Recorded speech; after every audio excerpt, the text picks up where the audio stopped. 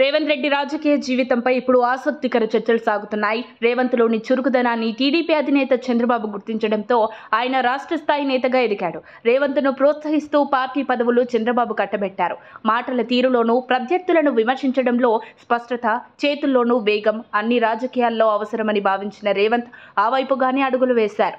అవే నేడు ముఖ్యమంత్రి పదవి వరకు తీసుకువెళ్లగలిగాయి. నిజంగా రేవంత్ రెడ్డి ఒక జాతీయ పార్టీకి అధ్యక్షుడు అవుతానని ఎప్పుడూ ఊహించుండరు. మంత్రి పదవి కూడా అందుకొని రేవంత్ రెడ్డికి పెద్ద పదవులు వరిస్తాయని ఎవరూ అనుకుని ఉండరు. కాంగ్రెస్ పార్టీ రాష్ట్ర అధ్యక్షుడు అయిన తర్వాత కానీ రేవంత్ సత్తా ఏంటో అందరికీ అర్థం కాలేదు. ఇది ఒక రోజుతో దక్కిన విజయం కాదు, సుమారు 17 ఏళ్ల శ్రమ. అయితే 17 ఏళ్లంటే రాజకీయాల్లో పెద్ద సమయమేమీ కాదు, చిన్న సమయమే. ఎంతో మంది సీనియర్లు ఎమ్మెల్యే పదవి ఎక్కువ అనే స్థితిలో ఉన్నారు. తెలుగుదేశం పార్టీలో రేవంత్ కంటే సీనియర్లు ఉన్నారు. మంత్రి పదవులను దక్కించుకున్న వారు ఉన్నారు. అంతే తప్ప అంతకు మించి ఎదుగుదల ఎవరూ కోరుకోలేదు. కానీ రేవంత్ రెడ్డి తెలంగాణ ఏర్పడ్డాక సీఎం పదవే టార్గెట్గా పెట్టుకున్నారు. అవకాశం వస్తే ముఖ్యమంత్రి పదవే తన లక్ష్యమని 5 ఏళ్ల క్రితమే ప్రకటించారు.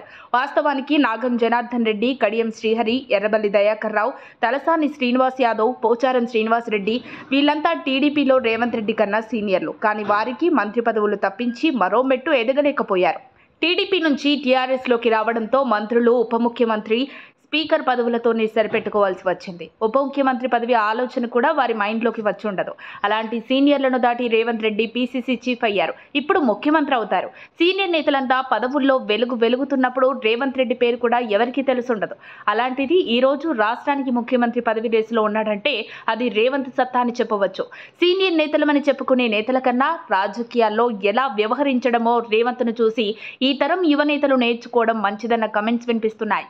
రాజకీయాల్లోకి వచ్చినప్పటి నుంచి ప్రతిపక్షంలోనే ఉన్న ప్రభుత్వంపై అలుపెరగని పోరు చేసి ప్రభుత్వాధినేత కావడమే లక్ష్యంగా సాగి ఇప్పుడు దాన్ని అందుకోవడం నిజంగా గ్రేట్ అని చెప్పవచ్చు. మరిన్ని అప్డేట్స్ కోసం మా కాయ్ టీవీని సబ్స్క్రైబ్ చేసుకోండి. మా వీడియో కనుక మీకు నచ్చినట్లయితే లైక్ చేయండి, షేర్ చేయండి. మీ విలువైన అభిప్రాయాలను కామెంట్ బాక్స్లో తెలియజేయండి.